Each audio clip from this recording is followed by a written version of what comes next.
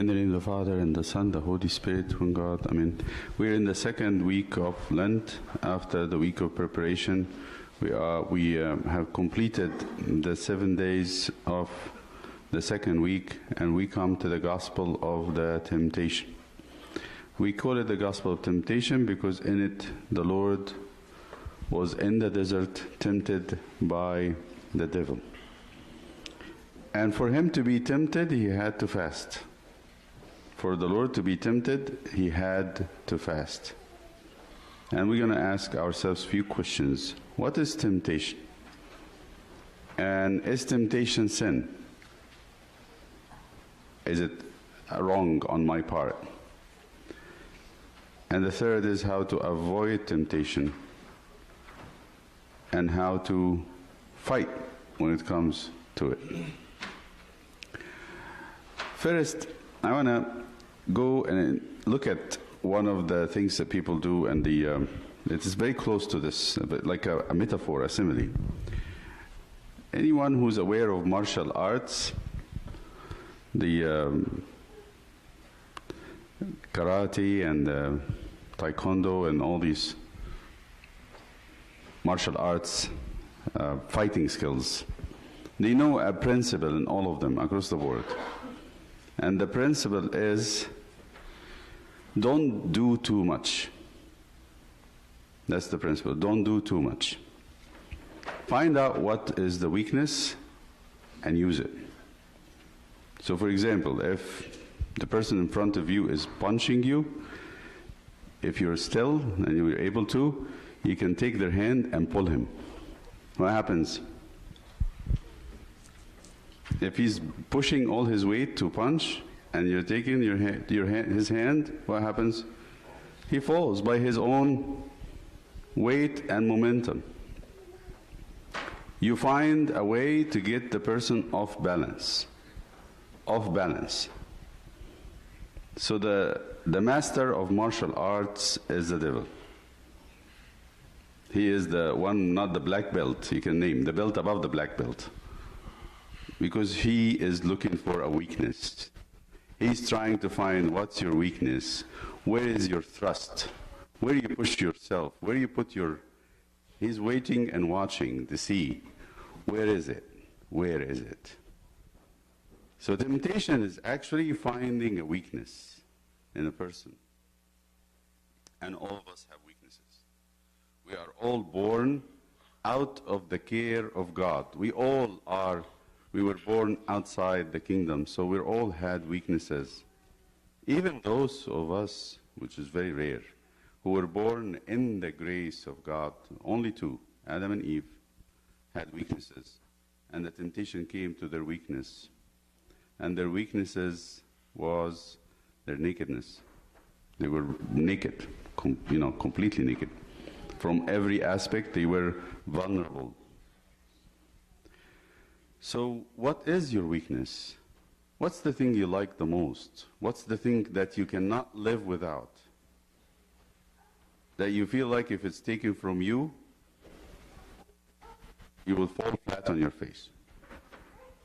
That is where the temptation is going to come. That's why they say, those who have addictions, they say, those who have addictions, we all have addictions, but those of us who went into pathological addiction that is actually destroying their life, they cannot function. The average person who is not addicted to drugs or any of those addictive stuff, have addictions, but we are having still enough energy to do what? To function. We do our work, we go daily. You might have somebody addicted to video games, and they get up in the morning and go to school, act like a normal student.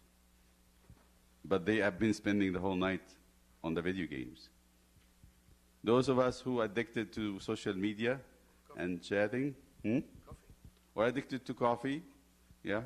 So we function as if we are not. We are okay. We're normal human beings. We are okay. But there are some of us who are. Once they are addicted to something, it actually stops them completely, like drugs. They will lose their jobs. they will lose their school, they will have a difficulty in the family. It completely stops them. Those addictions, when they go to the therapy, they tell them this. This is a common thing they say to them. After they recover, they tell them, you don't want to go back there. It's going to be a temptation for you to go back. And he said, avoid being one of those 5. And the kids in the school added one. Avoid to be extremely hungry or angry or lonely or tired. So 4, there'll be 5. I added anxious. They said the temptation will overpower you when you are hungry, angry, anxious, lonely, or tired. When you're tired, you cannot make a good decision. You cannot fight back. So why is Jesus taken to the desert fasting? What is going to happen? He's going to be all of them. He's going to be lonely. He's going to be hungry. He's going to be tired. But not angry. He's not going to be angered. Anxious, difficult. But sometimes, if you're alone in the desert and you start hearing noises of animals, he was with animals, wild animals. In his times, there were wolves and lions, and in those days, they don't have any of that stuff there. So in the desert, you're going to have all of them. Okay? And if you are frustrated, or maybe you stumble over things, you can get angry a couple of times. So what is that? That's extreme pressure. Put him in the extreme condition. Those programs they do on TV when they do like stunts and extreme stuff. You put people in a very tough situation and see how they function. This is how Jesus is going to be tempted. The devil is waiting for this. As a martial art master, he waits for the enemy to show a weakness and take advantage of that. So anytime you're in these situations, expect to be tempted. So what is temptation? Go back to that question. Temptation is catching a person in a weak moment and entice to break a commandment of God. Temptation is about the commandment, by the way. God says, do not steal. But if you put a person to the test of poverty and need, and you give him an opportunity to take something that's not his, what would the person do? If there is a temptation, if there is a loneliness and a temptation to have a wrong relationship with the wrong person and do the wrong things, what would the person do? While the commandment says, do not commit adultery. If we are fasting because it's a Lent time, and I said last night, you go to Harris Teeter or Walmart, and you go to the forbidden tree, the tree of knowledge, the section of meat and poultry, and you're standing there, and all what you're allowed to eat is lentil and beans. What would you do? And then the ideas come like this. Well, who's going to hurt from eating some meat? What's wrong with having one piece of a steak? Just only one. It's going to bother nobody. Nobody needs to know. Something like that. So the temptation comes when we are in these 5 states, and the temptation is to break the commandment of God. Some people use temptation, the word temptation, casually. They say, I am on a diet. I am on a low-carb diet, or what do you call it? Keto diet. And they see a piece of big cake and they say, I'm tempted. Nonsense. That's not a temptation. That's you made a rule and you have the power to break it. That's your choice. But it's not a commandment of God. It's not. That's why when we say in the spiritual life, don't make up your rules. It's really very difficult because you'll be tempted, I assure you. Don't make up your rules and say, I'm going to fast this, I'm going to pray this. Because once you break them, you put them, you can also break them. There's no temptation. This is not temptation. Temptation is to break the commandment of God. That's why the first time temptation came was Adam and Eve. God told them, don't eat from the tree, and not for God. By the way, it's not God's opinion about eating from the tree. It is actually going to hurt them. And he said to them, don't eat from the tree, because the day you eat, you will die. And what was the temptation exactly? To eat from the tree. So temptation is to break a commandment of God. But is temptation sin? And when I'm tempted to do something and the ideas come crushing, like they are very heavy and they are actually trying to press me and kind of terrorize me. And sometimes this is how the temptation comes. So in Hebrews chapter 4 speaks about the temptations of Christ. In chapter 4,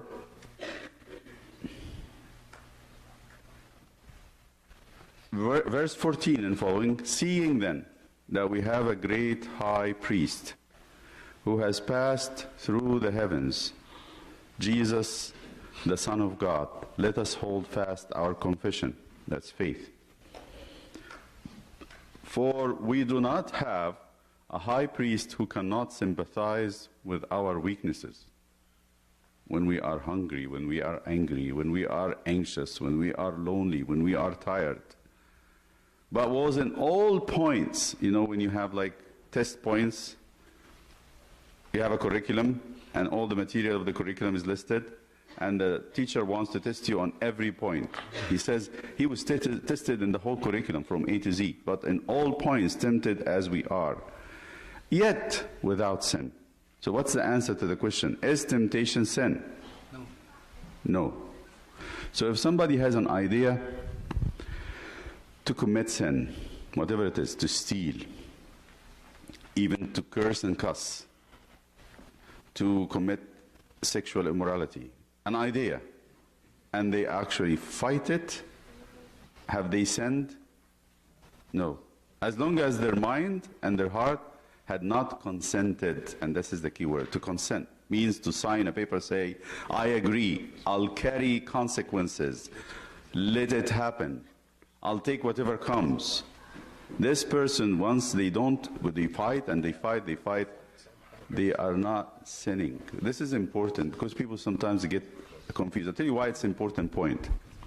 Sometimes we give up. When we are tempted and continuously tempted. And I'm going to ask why there is a continuous temptation. Why there is somebody who's tempted all the time, like day and night. Sometimes this happens. Harsh temptation. Pressure so hard. And Jesus had this. It says that for 40 days, he's been day and night. Day and night. If he sleeps for a few hours, he wakes up and the temptation comes back again. And the temptation is, look at the stones. It looks so delicious. And he's going crazy because he's hungry. Very hungry. If you fast for 40 days, I'm sure you're going to be fainty, not just hungry. And this temptation is continuous. So he was tempted in all these points, but he never yielded. We get tempted for different reasons. And the first reason we get tempted is, first really serious reason is that we don't pray.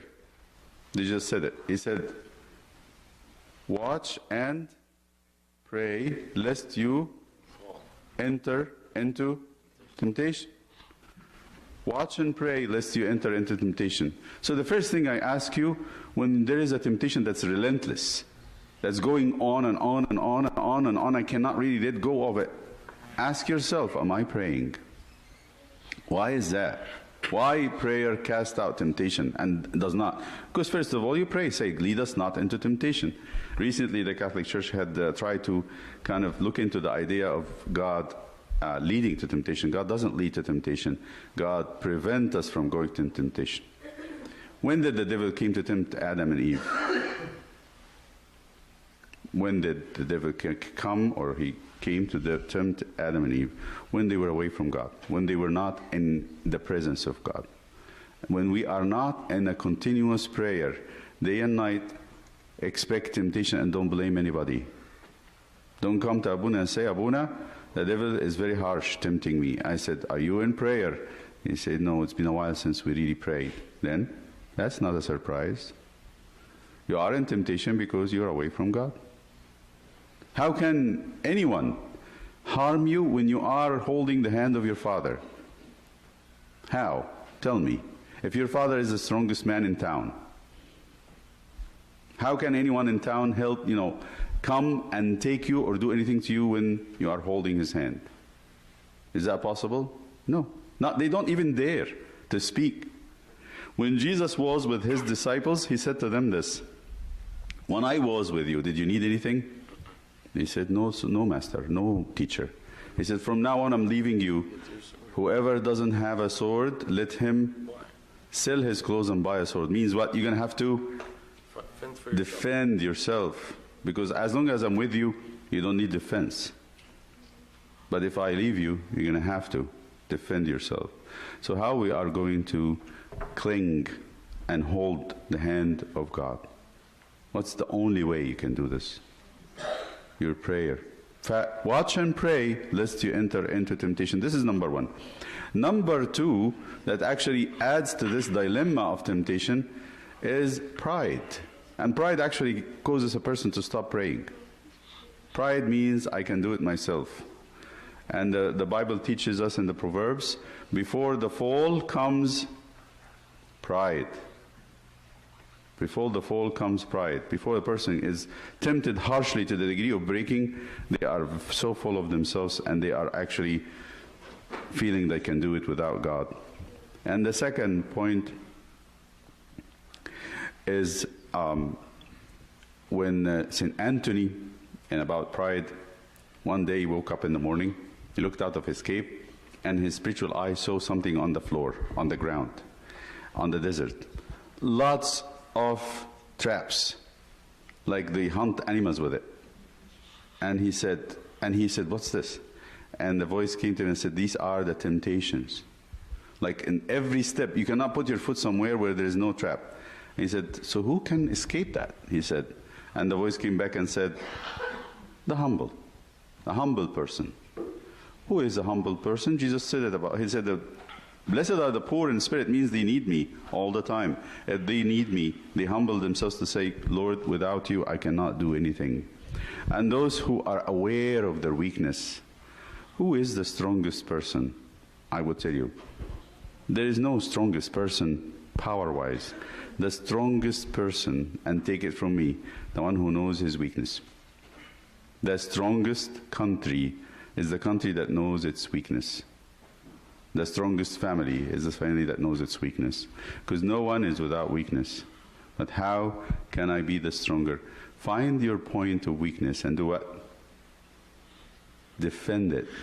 Protect it. So I know that I am weak before TV. When I watch TV, I can't let go. I'm going to stay there the whole night and maybe actually forget about myself. What should I do? That's my weakness. How to be a strong person? Train myself to watch TV and say, no, I don't think it's going to work. What is it? Unplug it. Don't watch TV. Don't watch TV. I know I'm weak before the internet. I go on the YouTube and I cannot get done with it. It's a temptation for me. What should I do? Don't go on YouTube. It's very simple. The weakness that is known weakness, what do you need to do? Shut it down. Don't start it. You know you're going to be defeated. Jesus said that. Before you go fight a man or a king who is going to overcome you because he has double the number of soldiers, what should you say? You know that he's going to have 20,000 soldiers and you only have 10,000. So what you should do as a good king? Say, what's the policy for peace treaties? Let's make peace. Let's deal with each other on diplomatic, rules. No fight. Because if I go to fight, what will happen? I will lose. So if you are a strong king, what do? Put up your diplomats, the ambassadors. Teach them what they should say and what should they do. So if I know that I have a weakness, don't do it. Why you put yourself in this? This is also humility. This is also strength. The humble will overcome temptation by knowing their weakness and by going to God for prayer. And instead of me fighting. I remember I used to do that with TV. That's why I mentioned TV. A friend of mine, a close friend of mine, said, I give up TV. I said, oh, he's not better than me. This is where jealousy is actually working. So I said, no more TV. And that's it. From that moment on, if I want to watch something, I buy a DVD, put it in the player, and play it. But I'm not going to surrender myself to show after show after show after show as if I have no life to live. No, I'm not going to do that. I have to be angry. I have to claim back my life. I don't want to be a slave to anything. I know I am weak before alcohol, God forbid. If any of us, don't touch it. Don't touch it even for the sake of anyone. That's what St. Paul said today. And when somebody's weak, don't eat. Don't drink. Somebody is strong, don't belittle the weak. Know that he is actually strong when he is not doing what he is weak in. You know that you have a problem with your eyes, looking at the wrong things. Don't look, because the beginning is easy. But once you surrender yourself, what happens? You're gone. You're given. So what is the gospel teaching us and Jesus teaching us? Find where your weakness is and protect it. And don't give a chance for the devil to come and take you by your weakness. So what is temptation? It's breaking the commandment of God. Is temptation sin? No. It becomes sin when I do what? When I surrender my weakness. Sometimes the devil wants us to believe that temptation is sin so we can give up. Ultimately, the ultimate sin, and take it from me, the ultimate sin, the sin that actually cannot be dealt with, is it murder? Is it adultery, fornication? Is it blasphemy? What is it? The sin that's ultimately is going to be undoing. That's the undoing of us. Is despair. Despair. When a person gets too far into sin, then it actually says, or she says, there is no use. I'm giving up. That's the ultimate sin. So, if you're tempted, don't despair, because this is not even a sin. But actually, if the temptation is harsh and it's going on and on and on, ask yourself, what is going on? Am I praying? Maybe not. Am I thinking I can do it alone and I think I'm strong when I have a weakness, that I'm exposing it? You have a friend who talks to you all the time about the things you're weak about, and you think you can be okay with this friendship. Sometimes you're going to have to say to your friend, I cannot talk about this anymore. You have to stop. I cannot do this anymore. I cannot go that place anymore. You have to stop. I'm not going to be strong. I'm going to be a slave to this. Be careful. Protect me if you are my friend. If they don't agree, what are you going to do? What are you going to do? If the temptation continuously going on and on and on, and sometimes you come and complain, I'm being tempted so harsh, I say, there has to be a reason. Look into it. And how we deal with temptation. Here, I think Christ is giving us the ultimate temptation, because he's a high priest and he is Christ. So if he's going to be tempted, he's going to tempt it to the max. I believe temptations for the saints, for those of us who is actually close to God, covering their weakness, they're not giving any reason to the devil to play martial arts with them. It's going to be 40 days. If you are a saint, holy person, completely perfect, and you're going through temptation, it's going to be for 40 days. And then after 40 days, whatever is needed to be done will be done. It's almost fire burning a group of papers or a bunch of papers or leaves, and it's going to consume it all and it'll be done. 40 days, I think, is the maximum, because Jesus was tempted for that number of days. If you can be patient and wait, it will go. But that provided you're praying all the time, provided that you're not leaving a reason for the devil to attack you. They say, in Egypt we used to learn this, in the second week of Lent, and after that, all the Christians who had fasted started to get tempted. Somehow, it's a saying, nobody had proven it by what do you call it, the data, empirical data. No empirical validation of it. So, but it's commonly said that everybody who's fasted that far, from the second week on, there will be a temptation. And lastly, what you do with temptation. And one of the things Jesus used is bringing back the commandment. He's bringing back the commandment of God. Because I'm tempted in the commandment to forget about it and do what I need to do. My body says you need to eat, but the commandment of the Father, fast. My body says I'm very hungry and I deserve some break. And the church says you have to fast. So I bring back the commandment. No, Satan, I am going to keep my Father's word because I live by it. I don't live by your word, but by his, nor by the food that you're offering. When he said to him, worship me, what did Jesus say? It is written that you worship the Lord your God. Who said that? Who said that it's only you worship God and him alone you bow down to? That is the 10 commandments given by God to Moses. So he's bringing back the commandment of God. He's reminding himself and putting it in the face of Satan.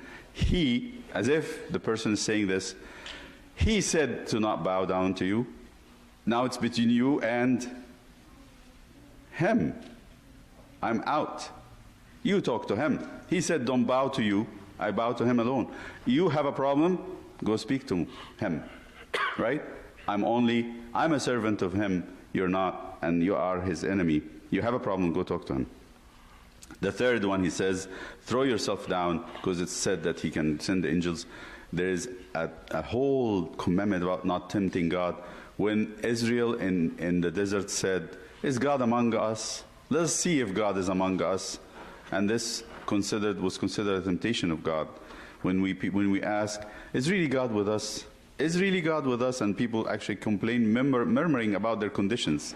I'm hungry, I don't have money, I don't have that, I don't have this. How come God is with me and I have not that things? Then most probably God is not with me. If He is with me, let Him show me. And this is temptation. This is called murmuring, temptation. So Jesus said to him, it is written, don't tempt the Lord your God. Don't tempt the Lord your God. What's tempting God? Maybe we don't understand this. Tempting God, especially in the case of Christ, is to do something crazy and assume, they call it the sin of presumption, presume that God will help us. A person who goes into a big debt and make a project that's worth his income 10 times, and he's thinking in his mind, God will help me. A person who goes into a dangerous situation or a risky situation or a tempting situation says, God will protect me. You put yourself in the wrong place and say, I know it is dangerous, I know I might be sinning in this place, but I know God will be with me. That's called the sin of tempting God. We actually now become the tempters of God. And we cannot do that, of course. It will be on our head.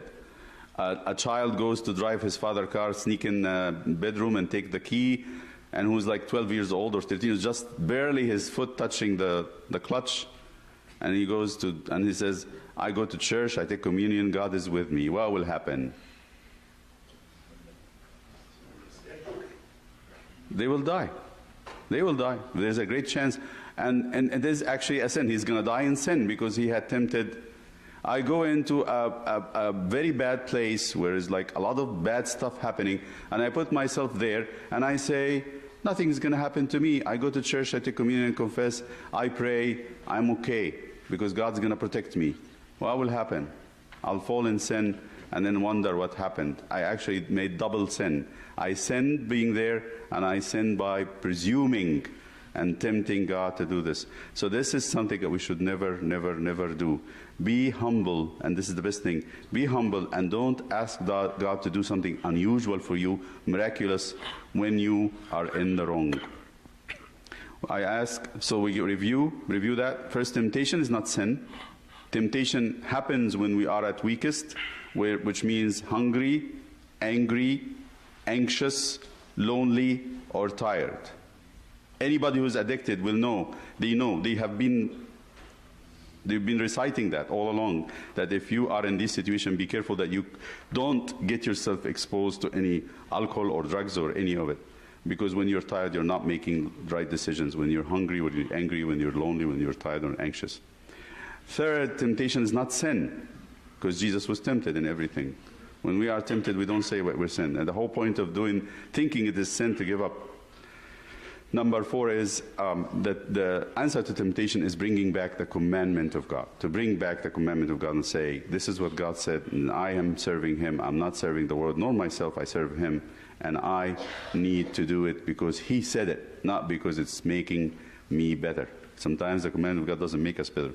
In the martyrs' case, they died, not to worship other gods.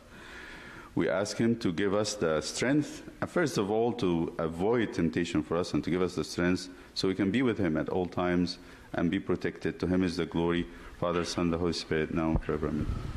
Amen.